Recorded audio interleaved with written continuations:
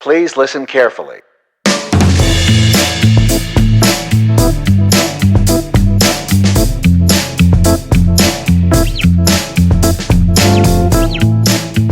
Hi, I'm Paul Frields. And I'm Dave Guzman. Welcome to Practical Bass, where each week we pick a topic of practical interest to you, the working bass player, and we explore it. And we are looking for your feedback and your comments on the topics as well.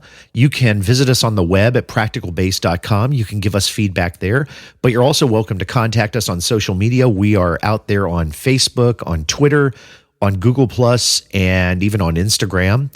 And we would love to hear from you, our listeners, on what you are enjoying and what you would like to see or hear in future episodes. You can also subscribe to the podcast via our website. There are easy-to-follow links there. If you are on an Apple device, an iOS device like an iPad or a iPhone, you can use the Podcasts app. If you're on a Mac computer, you can use iTunes. If you are on an Android device, you can use Google Play Music.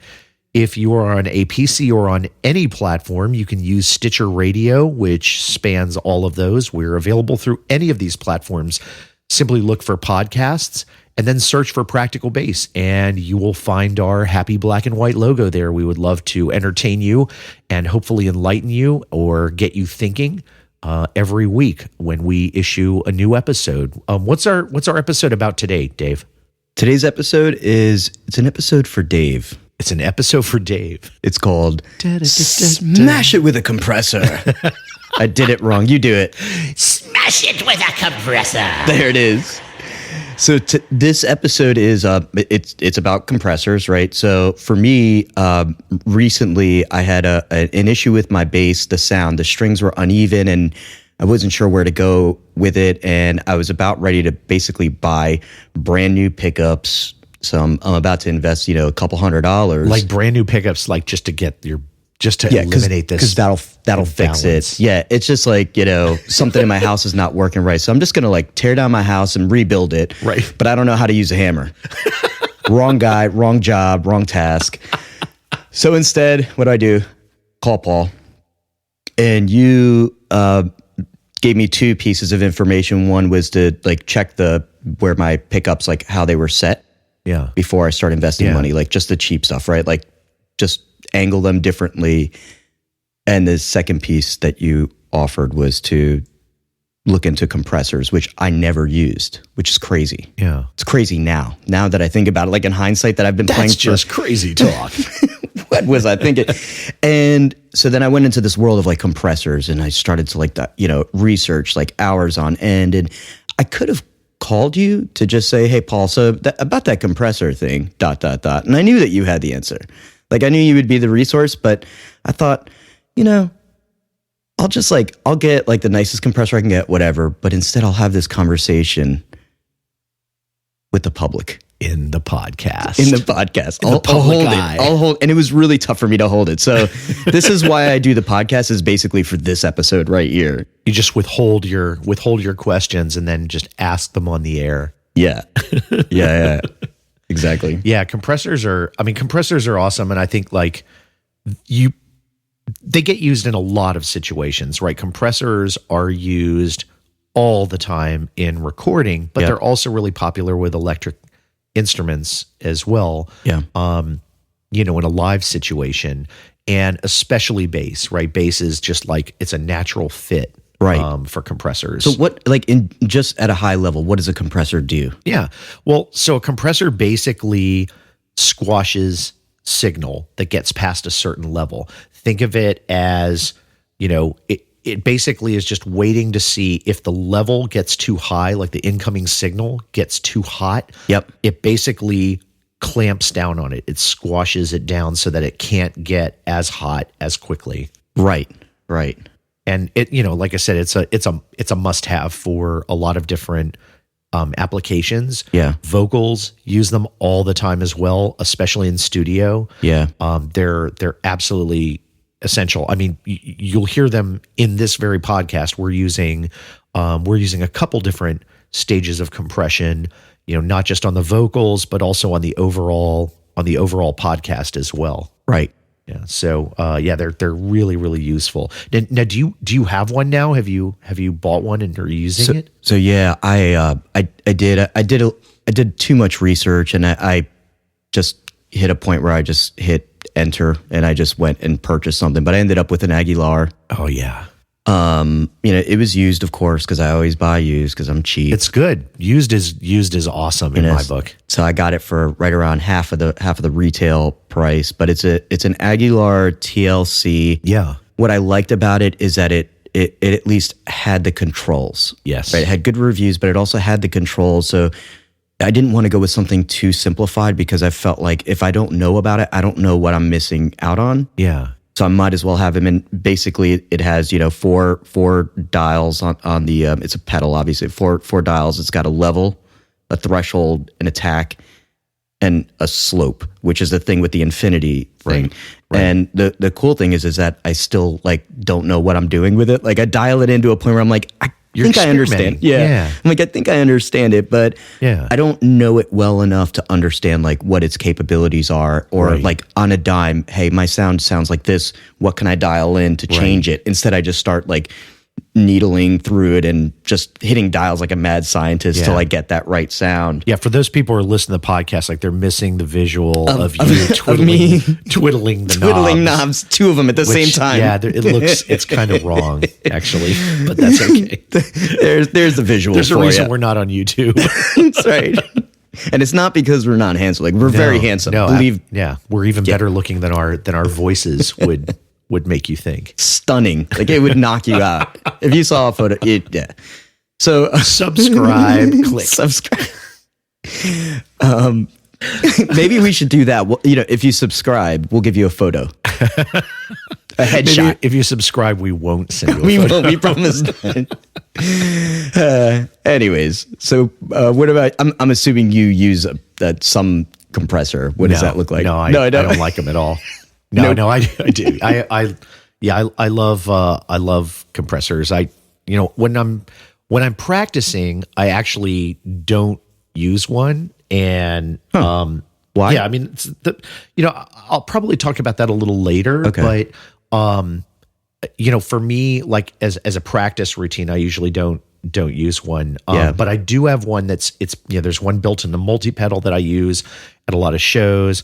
I had an MXR compressor, really good unit. Those things are solid as tanks. I actually got rid of it just because I really wasn't using it on stage very much, so I just passed it on. But I've got an Alesis 3630 that's sitting in an old amp in my office. It's in the rack space in my SWR Redhead, and I also have one that I'll sometimes throw in my bag if I want to travel light. I have a Mark Bass tube compressor pedal that I'll just throw in my bag, so I don't have to bring my whole effects setup if I'm just going to a quick rehearsal or something like that. Yeah. So I almost always have one with me. Yeah. And a lot of of course a lot of amps nowadays have them built in. I think the TC that you used to have had a compressor built in. Right. Those are really nice too. Right.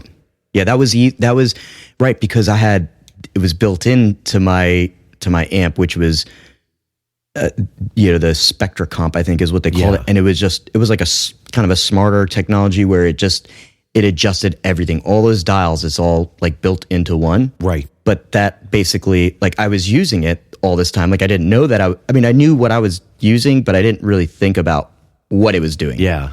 I just knew it sounded better when I would hit it at a certain point. This sounds really tasty now. Right. Exactly. Yeah. So, really what that's doing, what that compressor is doing is it's just turning down your signal, right? Turning down the volume knob if the signal gets very loud, right? Only it's doing it at, an incredibly high rate of speed. Right? Okay. And so one of the neat effects of doing that is if you're squashing down the very loud peaks that are coming through sometimes, then the entire level is not going to have those high peaks. So you can actually turn the entire level up a bit and make the bass more consistently even and smooth and at the right loudness that you want, rather than having these loud peaks and maybe quieter bits, Yep. if everything is closer to the same peak level, you can turn the whole thing up and it'll seem smoother. Right.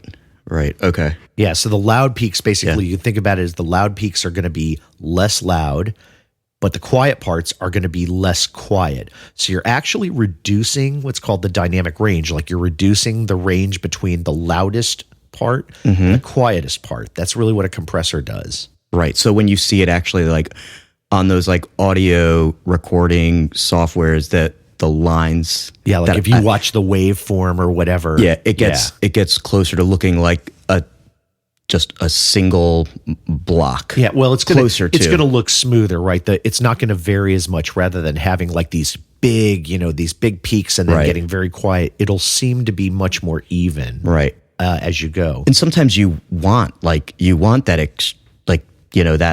that those extremities, but that's where it comes into like it's not an on-off switch. Right. It's not just one dial. So like what you're explaining combines into like all these different things that play in, which is like where I'm at. So, I guess where I hit a wall is I don't necessarily understand, I've got these 4 dials, right? And I know that there's some that have more dials.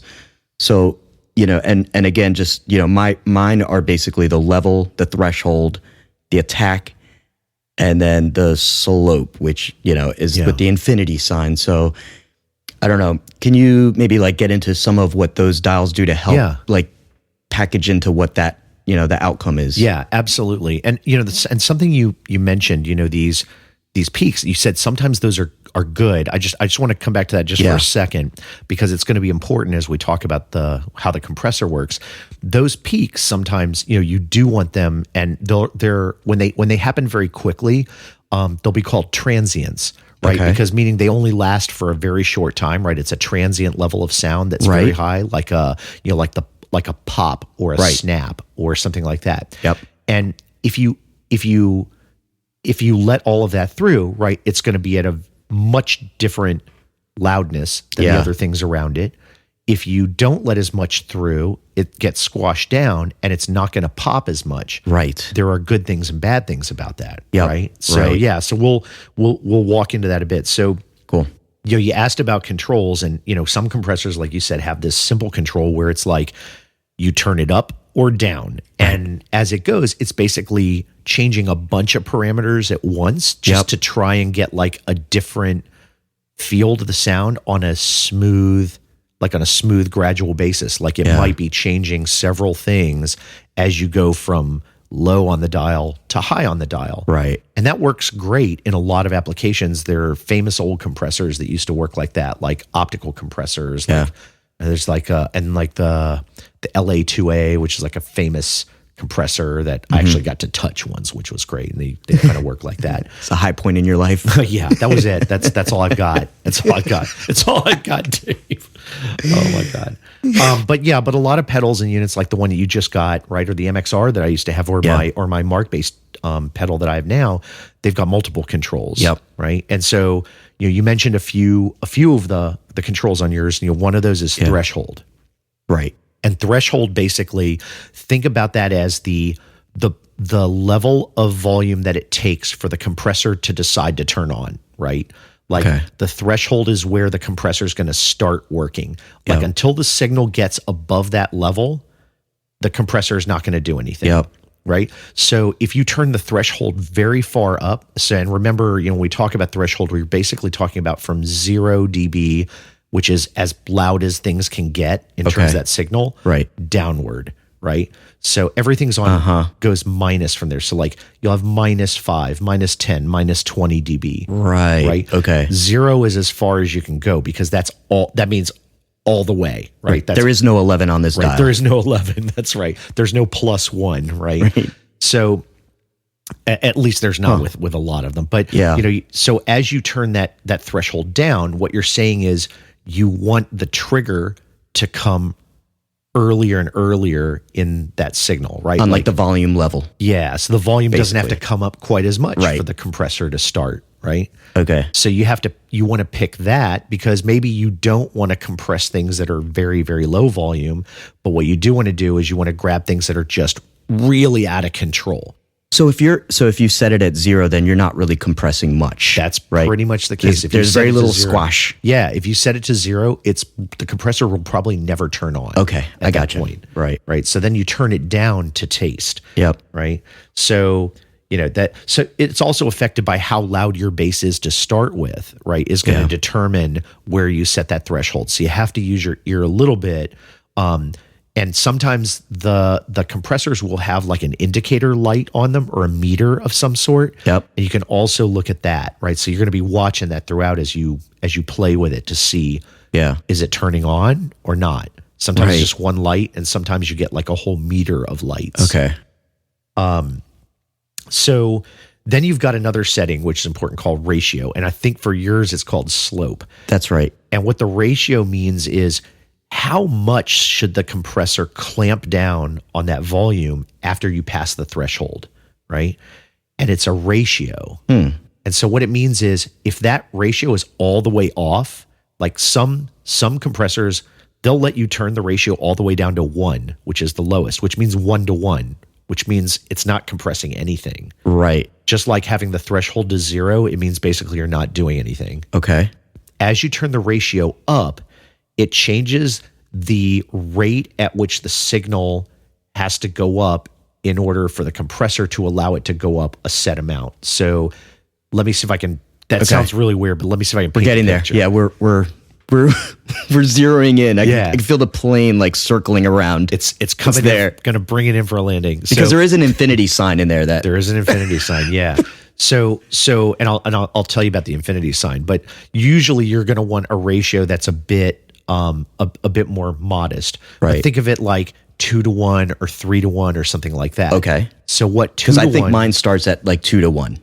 Yeah. Right. So if it starts so some of them don't go down to 1 because again, then it wouldn't do anything. Right. Why? Yeah. But others will. They'll start at 1. Some of them don't go to infinity either. Like some of them will max out at 10 or 20 or 100. Right. Right. Yours goes to infinity, which is actually a limiter at that point. But anyway, okay. The point is that let's take the case of 2-to-1. Okay. Right. If you're at 2-to-1 on the dial, what that means is after the threshold is passed, for every extra 2 dB of signal, the compressor is only going to let it get 1 dB louder.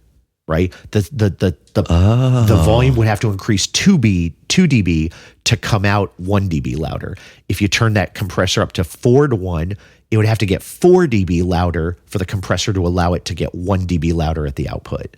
Okay. So it's like the amount that you're squashing is really what that means. Okay.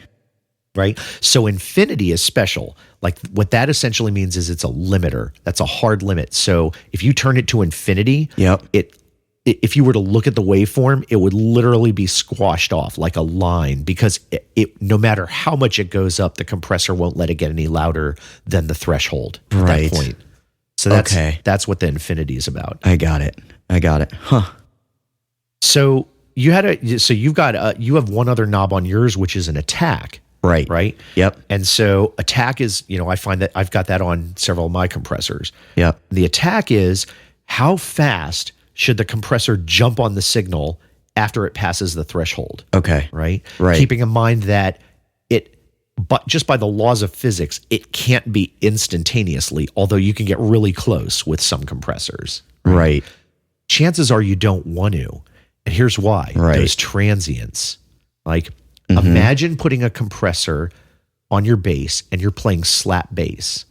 Right? Yeah. One of the elements of slap bass that's awesome is like the percussive nature of it, right? That slap and that pop have very sharp transients. If your attack is too fast, if you turn that attack to a very, very, very, very fast level, then you're going to end up smushing that transient and the bass is not going to sound like it's popping. It's going to sound muddy, like it's going to sound kind of mushy. Right. As opposed to, instead of having that pow, you're going to have like a meow, which is right.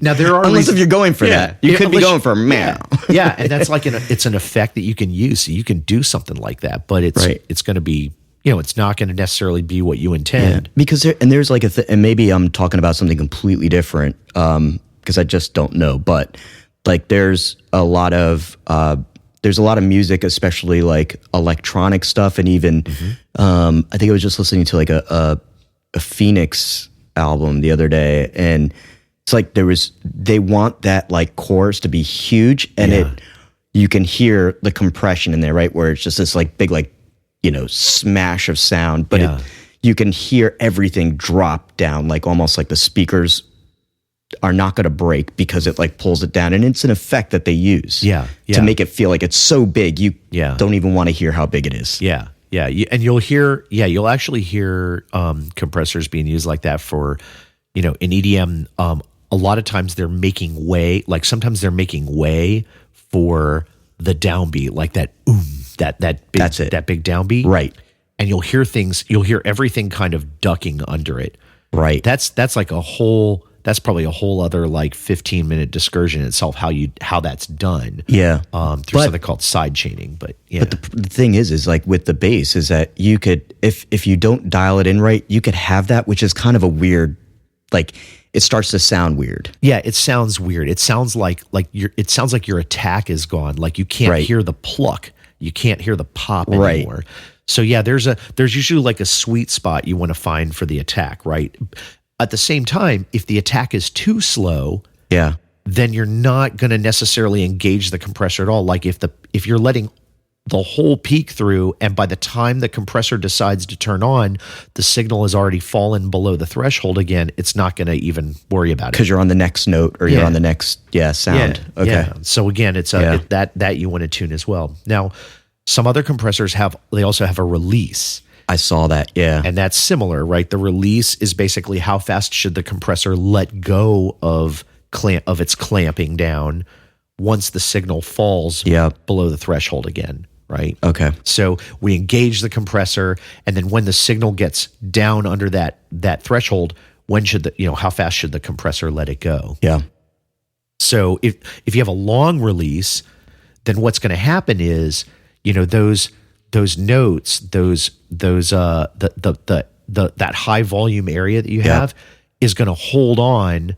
It's going to seem like a longer and flatter like wave. So it's actually going to create a sustain effect, which can actually be wonderful with bass, right? Having a release that's long enough, gives you like this really nice even sustain on your notes, which can be wonderful. Yeah, because bass, in general, basses don't have much sustain. Yeah. Like they just comparatively to other instruments. There's some there that's endemic to the instrument, but then sometimes you really want more of it. Like you want it to hold on through a whole bar, or, for whatever reason, right? You might like that sustain to get the sound that you want. Yep.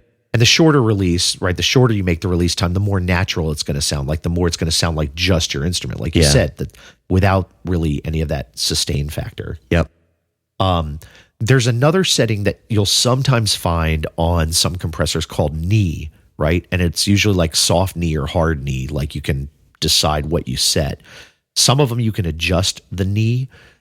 Now, the reason it's called a knee, like you'd have to kind of draw a picture, which we can't really do here, but think of the knee, whether it's hard or soft, being like how much the compressor basically clicks on or off at the threshold, as opposed to gliding into action. Okay.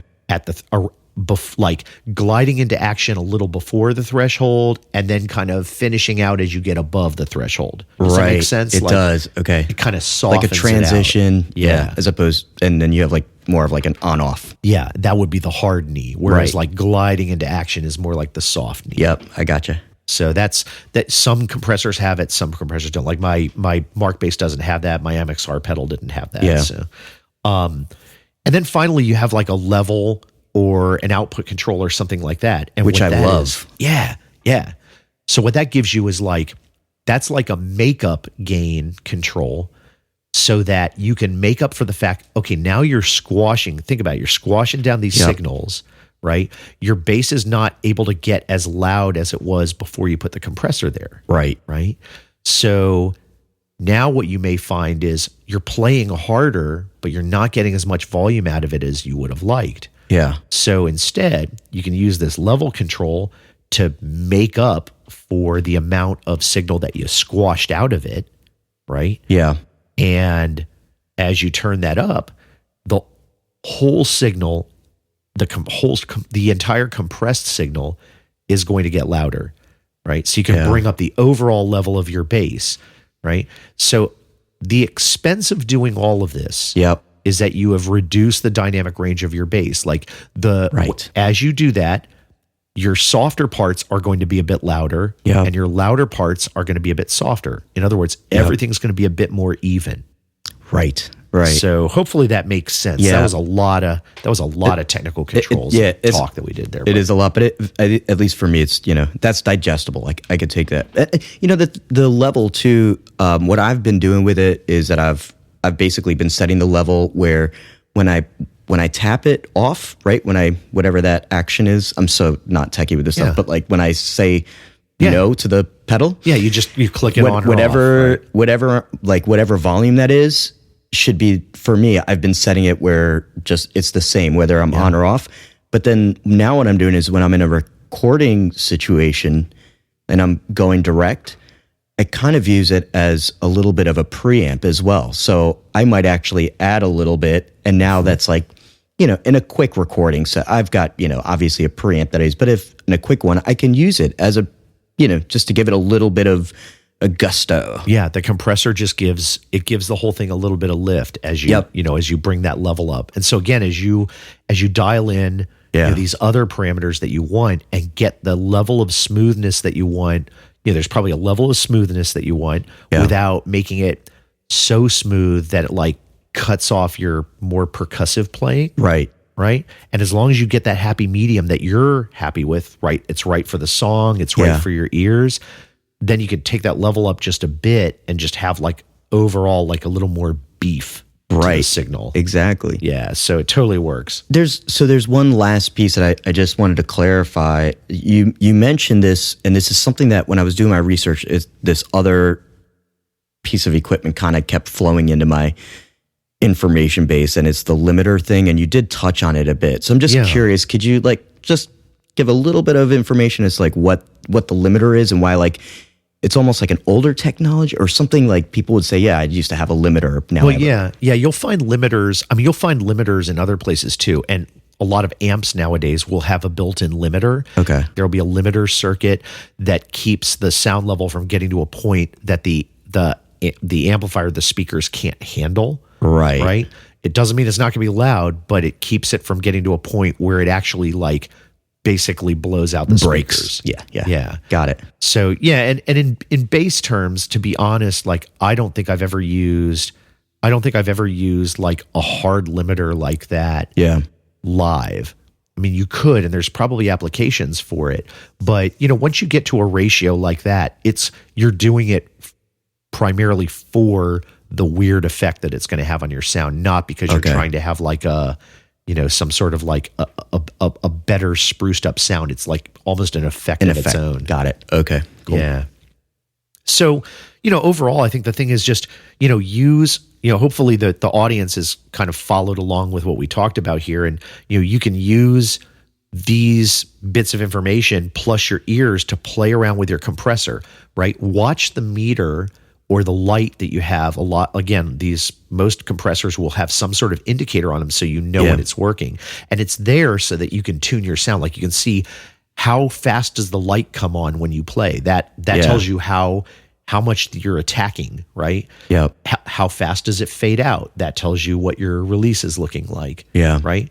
And then, also, use your ears and just, use weird settings, like go to the extreme and hear what it does. And then you dial it back to something that makes sense for you. Right.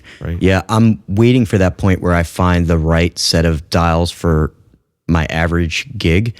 And then at that point, I'm bringing out the nail polish or the whiteout. You know what I'm talking about? Yeah, exactly. I'm just waiting for that time. Yeah. And then I can mark it down and say, this is where it always goes. Right. Because you like, I know you have like, you love to like mark your setting and say that now I know this is my, like, that's my ultimate happy place for my effect. Yeah. This is the starting point. Or, right now I just take, I do a lot of photos and I keep them in a separate folder of my photos. Yeah. So I have like all these, like if someone ever got into my phone, they would just see like pictures of like pedals and just lots of knobs, lots of knobbery going on. EQs and knobs. There's a lot of knobbery going on here.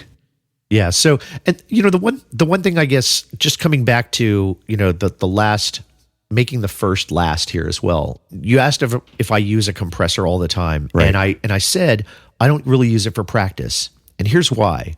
Because if you get used to using a compressor all the time, when you're practicing, it doesn't encourage you to play consistently.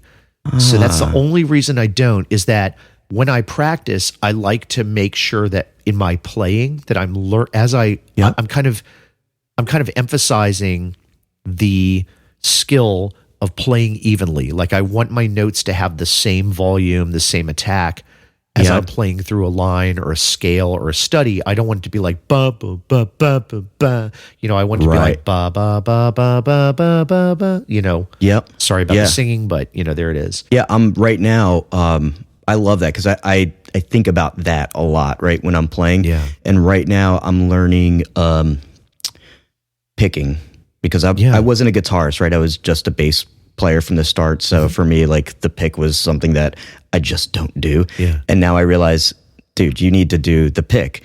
And the pick is like all about, just having, can you make it sound so you're not like smashing some and then the others not, because you are not intentionally, like because you're not well rehearsed at it. So and like consistently attacking consistent. the strings. Yeah. Can you do a scale that just sounds like, they're like even across the board. Yeah, and it's one thing to do that with your fingers, and then when you pick up a pick, like you have to learn that skill again almost. Yeah. Because it's a completely different motion. Very humbling. I feel like I'm in like the rehearsal room of like of a lesson, one of those like lesson places where they've got like 7 or 8 musicians, teenagers just learning how to play the guitar. I feel like I'm in that room. Yeah. Like this is how I sound. I hope nobody's listening because I sound ridiculous. Taking it back to the shed. Yeah. So, well, hopefully, the audience listening out there, hopefully you guys learned something about compressors here. We would love to hear about your experience using compressors, even if it's a recommendation of a compressor that you use that you want to pass on to listeners. I'm sure we'd love to hear about it. You can get in touch with us at our website at practicalbass.com. You can also find us on social media. We are on Facebook, on Google+, on Twitter. You can also catch us on Instagram. And we really hope that you will subscribe to the podcast. We are working towards building our subscriber base. So please share the podcast with friends and other musicians that you know. If you want to subscribe, you can find us through the podcast app on your iPhone or through iTunes. You can also find us on Google Play Music on your Android device, or you can find us on Stitcher Radio, which is available for every platform. Whatever application you're using, just go to podcasts and search for Practical Bass, and you will find us there. We deliver a new episode each week on a practical issue for you, the working bass player and musician. And we will deliver another one of those to you next week. So until that time comes, I'm Paul Frields. And I'm Dave Guzman. And this has been Practical Bass. Thanks for listening.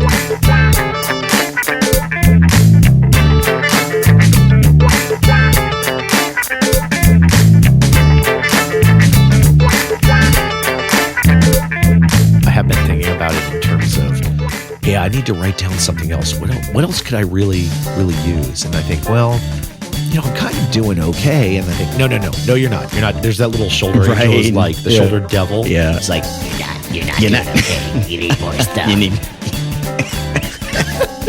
You need a 15th bass. You need another bass. A cool one with flames on it. That's the voice. With sparkle paint. You need it. Your voice is really creepy. And now I get it. Get off my Now I get it. shoulder devil. You're scary. I'll see you next